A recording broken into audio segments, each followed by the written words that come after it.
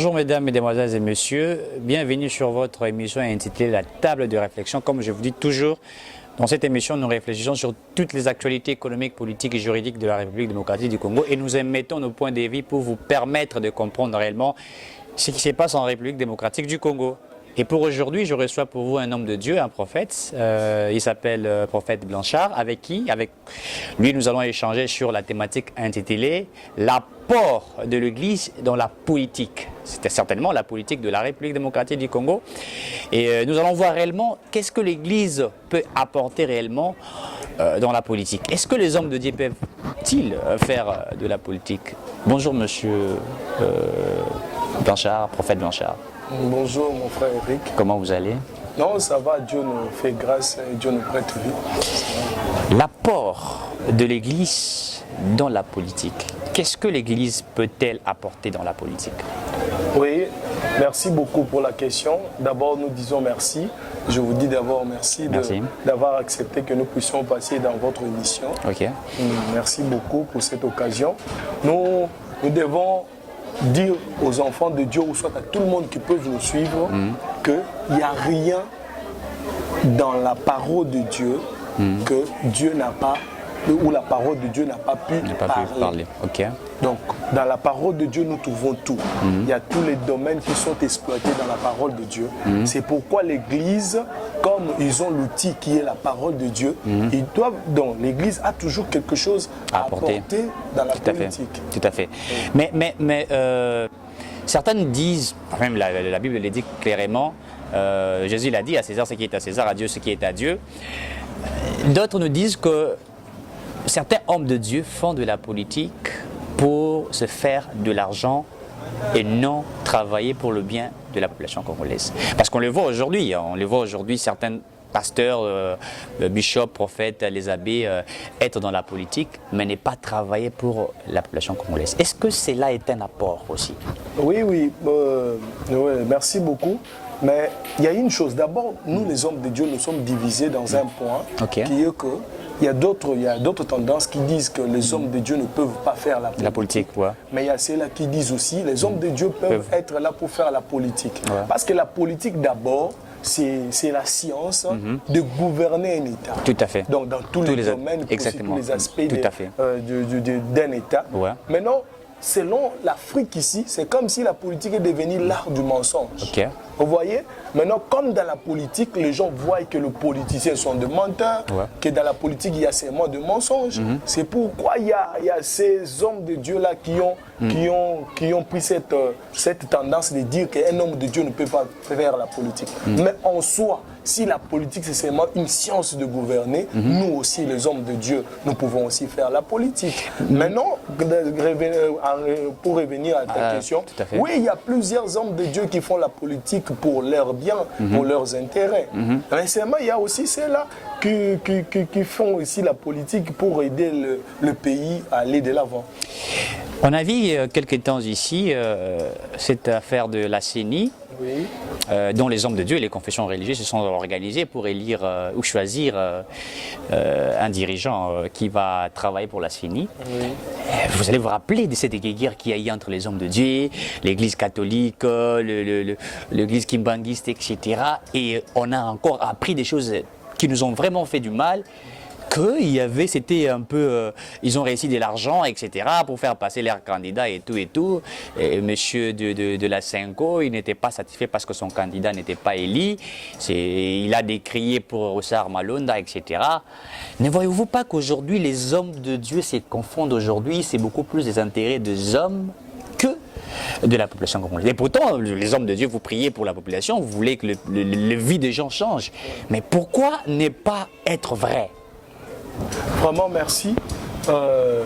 J'ai suivi aussi comme tout le monde à la télé et j'ai vu ces guerres qui se passent entre les hommes de Dieu. Vraiment, ça nous fait mal. On a même vu l'église de Soni Kafuta être saccagée avec tout ça. Ça nous fait très mal. Ça nous fait très mal. Pourquoi? Parce que quand les politiciens, ils ont confié cet organisme, ou soit la façon de choisir le président de la CENI aux religieux, c'est parce qu'ils avaient confiance en nous. C'est parce qu'ils croient que nous sommes loyaux, nous sommes au milieu du village. Sérieux, ou tout ça. Mais seulement ce qui se passe, ça nous étonne. Ce qui se passe, ça nous étonne. Et en dehors de ça, et encore à la télévision, il y a des guerres, l'autre parle de ceci, l'autre parle de les hommes de Dieu s'affrontent, etc. Ils s'affrontent sur la télé, ça fait la honte à l'Église, ça fait la honte aux religions. Pourquoi? Parce que dans tout ça, il y a des intérêts personnels. Et dans tout ça, il y a des intérêts personnels. Chacun, quand il vient là, il a son partenaire derrière lui, ou bien il a déjà son candidat qu'on l'a déjà proposé. Maintenant, quelle est la place d'un homme de Dieu? Il ne faut pas que ça devienne un peu compliqué. Ça, c'est que nous disons, à nos représentants, les hommes de Dieu. Mais il y a une chose, un homme de Dieu, donc, comme la parole de Dieu nous recommande, si nous tombons, que nous puissions nous relever pour continuer. Tout à fait. Les hommes de Dieu ont failli à leur mission. Mais je remercie beaucoup parce qu'il y a d'autres personnes qui ont reconnu ça, qui ont reconnu cette erreur et il s'est dit de recommencer un peu les choses. Mais seulement, il y a une chose, c'est ça le problème. Vous avez déjà taché votre sérieux, vous avez déjà taché votre religion à cause des guerres, à cause de, je ne sais pas, moi je peux pas dire qu'il y a eu corruption parce que j'ai pas de preuves. Non mais Sonny Kafouta l'a dit clairement, il a décrié qu'il y avait une corruption, il a décrié que les choses ne marchaient pas, etc. Et aujourd'hui, le fait de saccager son église, c'est parce que les gens pensaient que c'était lui l'auteur, mais pourtant que c'était de l'église catholique. Mais non, moi je me pose la question. La question que je me pose, maintenant, si ils ont ces guerres-là, est-ce qu'ils peuvent encore revenir sur la table pour en parler? C'est ça le problème. Parce que si peut-être au départ, ils pouvaient se parler entre eux, pas passer par des écrans et se dire la vérité entre eux. C'est ça maintenant, c'est ça ce que notre frère Patrice a chanté. Nous trouvons le monde dans l'église. Pourquoi? Parce que nous, les hommes de Dieu, ou soit les enfants de Dieu, nous avons notre manière de traiter les choses. Même si c'est la politique, nous avons notre façon de traiter les choses. La Bible dit, si tu as un problème avec ton frère, va le voir. Parle avec lui. C'est ça ce que je dis. Notre frère, à l'abbé Cholet, notre frère Sonny Kafouta, il devait se parler d'abord. Au lieu que ça soit passé comme ça, etc. Avant de passer à l'écran, il devait se parler tant que des enfants de Dieu. Nous avons un même Dieu. Il devait se parler avec des écritures à l'appui. C'est dire, non mon frère, nous avons failli à telle chose, nous avons failli à cela. On peut toutefois s'attendre à arriver à un consensus. Mais c'est ça le problème. Maintenant, les hommes de Dieu, aujourd'hui, les politiciens ne croiront plus en nous. Pourquoi? Parce que si aujourd'hui, on a mené un autre candidat, si peut-être il est candidat, soit peut-être de l'église catholique, ou soit de l'église protestante, ou soit etc. Si c'est lui qui passait, qu'est-ce qui montre que les autres ne seront pas frustrés, ou soit peut-être les autres ne crieront pas à la corruption? Ne voyez-vous pas que l'Église aujourd'hui veut faire de la politique pour aussi avoir une mainmise? Parce qu'ils ne sont pas au milieu, parce qu'en principe, ils devraient simplement faire un chemin et laisser les autres continuer et observer. Mais apparemment, nous voyons qu'ils ont tendance à vouloir contrôler tout. Oui, parce que... Être dans la musique, en fait. Oui, vous savez une chose, c'est pas mauvais pour moi. Si la politique, c'est une science de gouverner l'État. Pour moi, ce n'est pas mauvais qu'un homme de Dieu fasse la politique. Mais seulement, nous, quand nous apportons quelque chose, parce que c'est les spirituels qui commandent les physiques. Tout à fait. Et tant que des hommes de Dieu, Dieu nous a donné l'autorité. Nous a donné l'autorité qui vient de Dieu, émanant de Dieu. Parce qu'un président de la République peut se fléchir devant un homme de Dieu, afin qu'un homme de Dieu puisse les bénir. On voit que le président Félix Tshisekedi devant les hommes de Dieu être bénis par les serviteurs de Dieu. C'est pour montrer que les hommes de Dieu... Même Donald Trump aux États-Unis. Oui, Dieu a donné aux hommes de Dieu l'autorité. Maintenant, les hommes de Dieu doivent user de cette autorité, user de cette autorité pour le bien-être de la population. Tout à fait. comme nous sommes des hommes de Dieu, nous sommes là pour régulariser les choses. Comment? Avec les Écritures et la parole de Dieu. La parole de Dieu nous aide, comme aujourd'hui il y a le magouille, il y a le mensonge au fief des hommes d'État ou soit des politiciens. Maintenant, quand nous les hommes de Dieu, nous venons à la politique, c'est pour aider ces gens-là de quitter leurs mauvaises habitudes, de quitter le mensonge afin de faire les choses bien. Mais si maintenant nous aussi nous sommes trempés dans ces choses, vraiment c'est déplorable. Oui. Toujours l'Église, aujourd'hui apparemment l'Église crée des problèmes en République démocratique du Congo. On a vu des hommes de Dieu aussi hier soutenir M. Kabila, sénateur à vie aujourd'hui. Je ne citerai pas les noms de certains pasteurs, etc., qui ont été avec Kabila, etc. et tout. Et après que Tshisekedi devient président, ils ont quitté Kabila pour insulter Kabila et commencer maintenant à chanter Tshisekedi béton. Pourquoi cet opportunisme avec les hommes de Dieu? Pourquoi cet opportunisme? Vous avez été avec Kabila, vous avez chanté pour lui, etc., Mobutu et tout ça.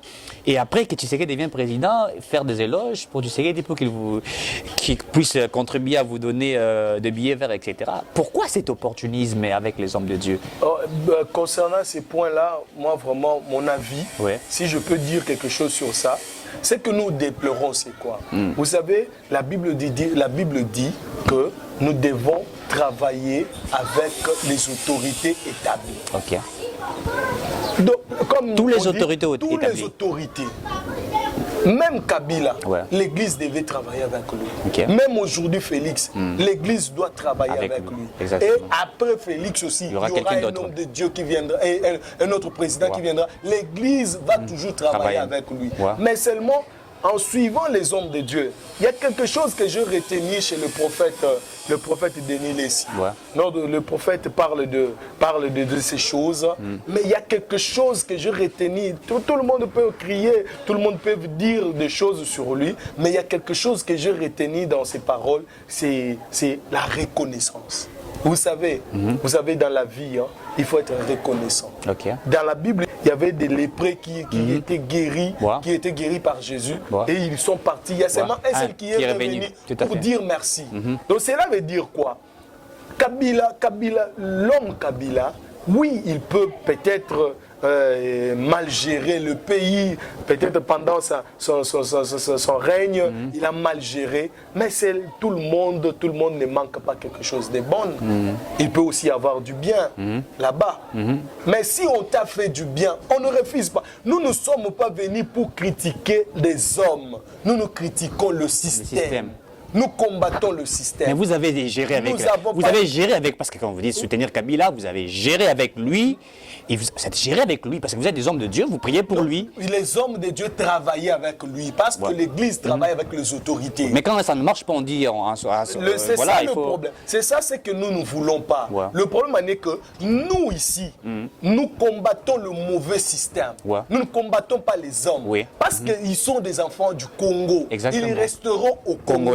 Ils sont congolais. Tout à fait. Mais on peut aussi changer. Nous aussi, peut-être Dieu nous avait ramassés quelque part. On était des bandits. Peut-être, mais aujourd'hui, nous sommes des hommes de Dieu. Les hommes peuvent toujours changer. Mais seulement une chose, nous, l'Église, s'il y a quelque chose, si la population est dans la misère, nous devons combattre le système. Nous combattons le système qui est imposé afin que ces peuples-là soient dans la misère. Kabila, c'est un homme. Il peut passer, Tshisekedi, c'est un homme, il peut passer. Mais si aujourd'hui, Félix aussi comme étant que président, continue dans le mauvais système, l'Église sera toujours là pour crier sur lui, pour dire que non, monsieur le président, ce que vous êtes en train de faire, c'est mauvais. Ça ne marche pas. C'est ça, on a vu, quand Kabila a gouverné, il n'y a pas d'hommes de Dieu qui ont remis M. Kabila sur le rail, mais on a vu des gens chanter Raïs, Sisabidimbo, etc.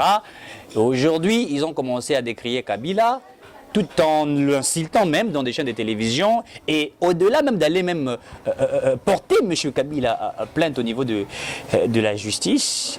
Vous ne voyez pas qu'actuellement, c'est vraiment une zizanie, c'est une confusion, une toïboui. Ça ne donne pas la valeur aux hommes de Dieu. Vous savez, pour qu'un peuple puisse se sortir de l'esclavage, ou soit sortir d'un enclos, ça demande, donc il y a des étapes, à franchir. Tout à fait. Vous savez, le peuple de Dieu, quand ils étaient en Israël, et quand ils étaient en esclavage en Égypte, mais ils avaient Dieu, ils connaissaient Dieu. Mais qu'est-ce qui a fait que ces gens-là puissent rester beaucoup de temps là-bas et par après venir comme ça et dire que nous allons sortir? Donc il y a quelque chose qui se passe. Notre peuple est en train de se développer. De plus en plus, le peuple acquiert la maturité. Tout à fait. Oui, vous voyez, peut-être au temps de Kabila, peut-être on ne comprenait pas les choses. Nous aussi, les hommes de Dieu, nous avons aussi, oui, là, vous devez nous reprocher de ça. Nous sommes des hommes, nous pouvons toujours faillir. Peut-être les hommes de Dieu, et au lieu de redresser, parce que notre mission, c'est redresser, régulariser la chose publique, ou soit de régulariser la politique. Remettre ça sur les rails. En leur donnant la bonne moralité à partir de la parole de Dieu. C'est-à-dire l'éthique et la déontologie. Maintenant, la manière de faire les hommes de Dieu, au lieu de jouer notre rôle, au lieu de faire notre rôle, à cause de la relation que nous avons entretenue avec ces gens-là, on n'a pas pu faire notre rôle convenablement. Souvenez-vous, dans la Bible, on nous parle aussi d'un homme. Il était roi en Égypte et il était roi en Israël. Il avait des prophètes. Il y avait ceux-là de prophètes qui prophétisaient bien pour lui. Mais il y avait un seul quand même qui avait Miché, qui avait prophétisé. Il disait alors au roi la vérité. C'est pour dire que parmi 10 000, parmi plusieurs personnes, peut y avoir aussi qu'une seule personne puisse dire la vérité. Mais seulement nous aussi, tant qu'un peuple, nous sommes en train d'acquérir la maturité. Peut-être au temps de Kabila, on n'avait pas cette maturité que nous avons aujourd'hui. Maintenant, Tshisekedi a trouvé notre pays, les gens commencent à voir clair, les gens commencent à comprendre les choses. Et l'opinion, et notre façon d'analyser aussi les choses doit aussi changer. Mais seulement, nous ne devons pas revenir encore dans les erreurs passées. Oui, nous avons aussi, il y a beaucoup de choses qu'on doit régler parce que au temps passé, on n'a pas pu faire correctement notre travail, notre rôle des hommes de Dieu. Il y a quelque temps, le président avait pris des mesures de l'état d'urgence, etc. Les églises ont été fermées, les écoles et tout ça. Et je crois que d'ici peu, on ouvrira les églises. Oui. Mais il paraîtrait qu'il y a une possibilité que certaines églises qui n'ont pas de documents légaux ou légaux, etc., pour fonctionner, ne peuvent pas travailler, etc.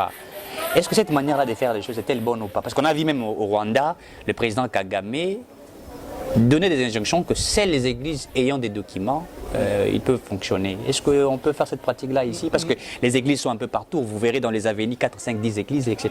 Normalement, c'est ça. Nous devons être dans la légalité, quoi. Tout à fait. Toute église doit chercher comment légaliser les choses. Mais regardez, nous venons dans un moment très difficile où les églises n'ont pas fonctionné. Ne fonctionnaient pas. Tout à fait. Et directement, comme ça, vous demandez aux gens d'avoir tous les documents possibles. C'est vraiment difficile. Nous demandons aux autorités d'abord de nous laisser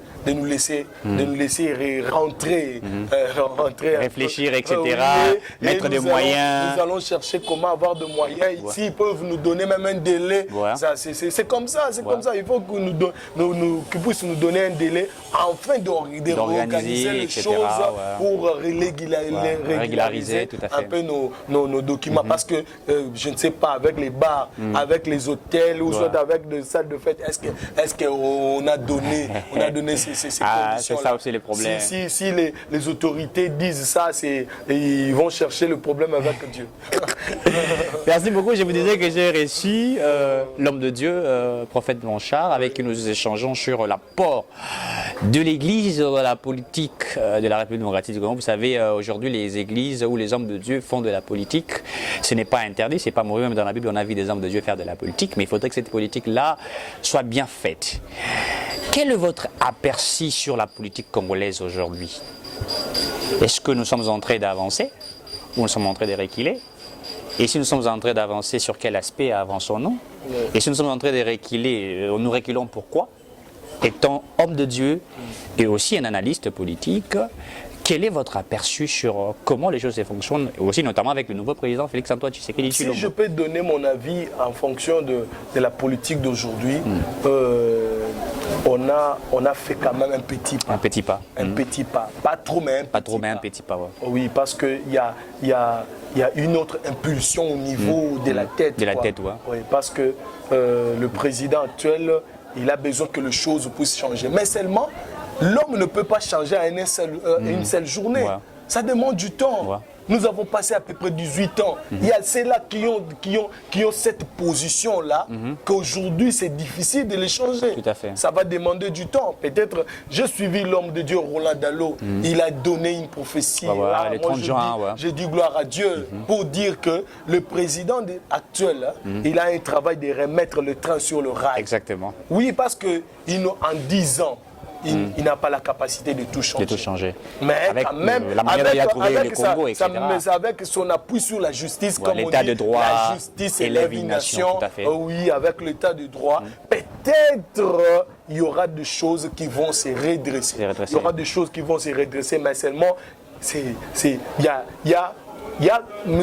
que je regrette et ce que je demande aussi au président de la République, il a créé une commission de changement de mentalité, etc. mais qui ne joue contre la corruption et tout. Qui ne joue pas un rôle sur le terrain. Pourquoi? Parce que l'homme congolais a un problème de la mentalité d'abord. Okay. L'homme congolais, même nous l'Église, nous avons échoué sur ce plan. Nous devons travailler sur la mentalité, la moralité de la personne congolaise. Tout à fait. Parce que l'homme congolaise, il est d'abord immoraux. Il n'a pas une bonne mentalité. Yangozoka, même au temps de Kimbuta, il disait le problème de la mentalité. La mentalité, etc. Même vous allez en dire Kabila et tout ça, on a vu. Oui, pourquoi? Parce que l'homme congolais en soi, on doit travailler sur sa mentalité. Il a quelque chose qu'il a dans sa tête. Maintenant, comment faire pour changer cette mentalité-là? Il faut qu'on commence d'abord comment? On va le faire comment? C'est ça, c'est ce que je dis. Nous tous, nous devons jouer notre rôle. Nous tous, nous devons jouer notre rôle. En commençant par l'Église. L'Église doit jouer son rôle de changer la mentalité des gens. Tout à fait. Nous, notre église, nos églises doivent jouer le rôle et les politiciens doivent aussi faire un effort d'enlever de leurs égos. Ne voyez-vous pas qu'il faut que nous ayons aussi une petite dictature pour que les choses un peu changent? Mais seulement c'est que moi je compte, j'appelle des jeunes. Je dis aux jeunes que nous avons besoin de changer, d'amener une nouvelle génération. Une nouvelle génération. Vous savez, les anciens ont déjà échoué. Ouais. Oui, les gens de ce monde disent que nous étions sur déjà. Ils n'ont pas si pour redresser. Oui, vous allez vraiment difficile. Mais les jeunes qui viennent aujourd'hui, ils doivent regarder les erreurs des anciens pour ne pas emboîter leurs pas. Exactement. Ils doivent copier de bons exemples et créer, se frayer un bon chemin. Mais seulement le problème avec nous, le problème avec des jeunes aujourd'hui, il y a des jeunes qui emboîtent encore le pas. Qui emboîtent de mauvais pas. La danse de l'ancien système. Oui, parce qu'ils sont manipulés par les politiciens. Pour vous voulez qu'il y ait un renouvellement de la classe politique? Oui, un renouvellement avec de la classe politique. Avec de nouvelles mentalités. Oui. Des hommes capables de pouvoir changer les choses. Oui. Même aussi au niveau de l'Église, des autorités, nous devons renouveler. Nous, les jeunes qui viennent, les hommes de Dieu comme nous sommes là, nous devons regarder. Étant qu'un prophète, je vois des prophètes qui ont travaillé avant moi. Ils ont travaillé, ils ont fait l'œuvre de Dieu. Mais nous devons regarder leurs erreurs. Exactement. Même la Bible dit, regardez la fin de ceux qui vous ont précédé dans la foi et imitez leur foi. Quand la Bible dit cela, c'est quand on regarde la fin, parce que c'est la fin qui justifie les moyens. Il y a ceux-là qui ont bien commencé et aujourd'hui ils se sont perdus. Tout à fait. Mais nous devons regarder de bonnes choses, récupérer de bonnes choses, mais les mauvaises choses, nous devons le laisser à côté. C'est ça aussi que les politiciens doivent faire. Cette nouvelle génération, ces nouveaux vents qui viennent, ils doivent regarder les erreurs. Mais malheureusement avec mon pays, les grandes autorités, malheureusement avec mon pays, les anciens sont en train de désorienter les jeunes qui viennent, qui se lancent à la politique. Ils sont manipulés, etc. Ils ne sont que là pour de marcher et tout. Ils sont comme notre frère. Ils reçoivent 2000 francs, 2000 francs, etc. Comme notre frère dit, Fayoulou dit, ils sont des marionnettes de leurs bourreaux ou soit de leurs autorités morales. Parce qu'ils n'ont pas. Or, les jeunes ils ont l'énergie, la capacité, la force, la motivation. Raisonner, mais seulement leur raisonnement, ils sont biaisés à cause du manque d'emploi aussi, vous savez, avec tout ça. Il y a tas de choses. Ils sont lancés dans les koulouna et tout parce qu'il y a. Il y a tas de choses. Renouvelons la classe politique, c'est une chose très pertinente. Et moi, j'ai toujours dit, je défends une politique réfléchie, faite avec éthique et déontologie, parce qu'on a besoin de renouveler, de faire un nouveau Congo. Est-ce il nous faut un Congo nouveau ou un nouveau Congo? On aura toujours à réfléchir là-dessus. Mais quel est votre aperçu? On va terminer avec ça. Votre aperçu, votre sentiment lorsque vous avez vu le président de la République dédier la République démocratique du Congo entre les mains de Dieu. Rappelez-vous, avec Mobutu avait dédié le Congo, le Zaïre à l'époque, entre les mains du diable, il faut le dire ainsi, parce qu'il a dit clairement, je ferai tout, même signer le pacte avec le monde de l'obscurité, etc., pour la souveraineté du Congo.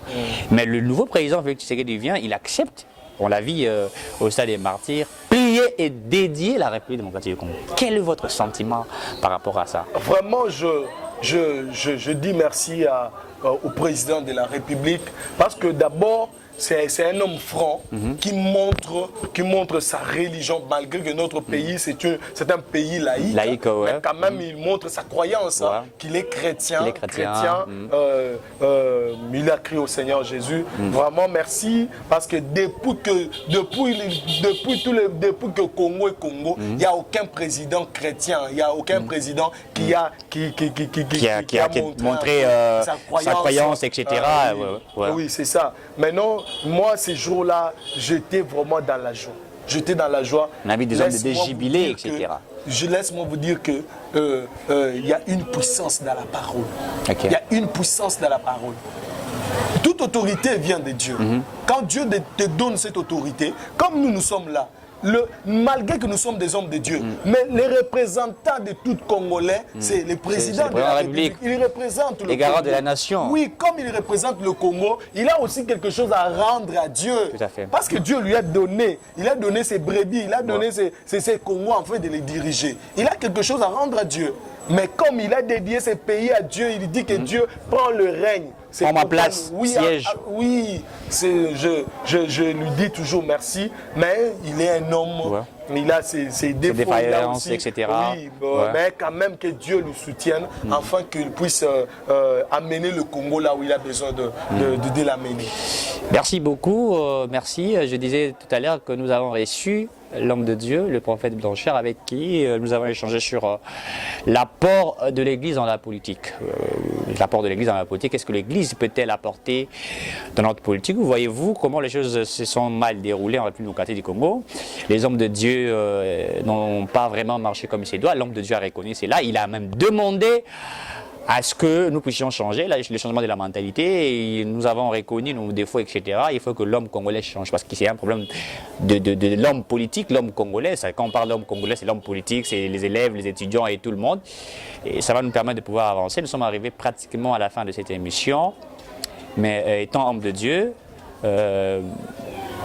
qu'est-ce que vous pouvez dire en une minute ou parler ou prier ou prophétiser pour l'Église? Qu'est-ce que vous pouvez faire comme étant un apport spirituel pour ces pays, étant un homme de Dieu? Il y a qu'un seul message que je peux donner, si les caméramans peuvent me zoomer un peu, afin de donner ce message à tout le peuple congolais et à tous les enfants de Dieu. Je m'aimerais demander au peuple de Dieu de ne pas perdre l'espoir. Okay. De ne pas perdre l'espoir. Et de croire encore. Ces pays, c'est possible que le pays puisse changer. Mais seulement, ce que je demande au peuple congolais, à tous les enfants de Dieu, on était internés, on était dans le confinement. Dieu a accepté cela, afin que quand nous allons sortir de ce confinement, que nous puissions changer, que nous puissions nous rajeunir, que nous devenions de nouvelles personnes. Si seulement tout le monde, partout il est, il peut faire un effort de changer, de se renouveler, je vous dis que notre pays changera. Bande Konangai, tout changer. Tout changer.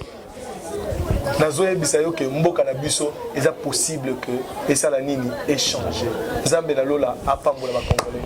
Merci beaucoup. Congo il fait bonga. Congo il fait bonga. Nous aimons ces pays, nous défendons ces pays et nous voulons que les choses changent dans tous les secteurs, économie, etc., santé et tout, emploi et tout ce que nous voulons. Il faut que les pays changent parce qu'on a besoin d'un nouveau Congo ou d'un Congo nouveau. Je ne sais pas. C'est vous qui allez nous le dire. Est-ce qu'il faut que nous ayons un nouveau Congo ou un Congo nouveau? C'est possible, comme l'homme de Dieu venait de le dire.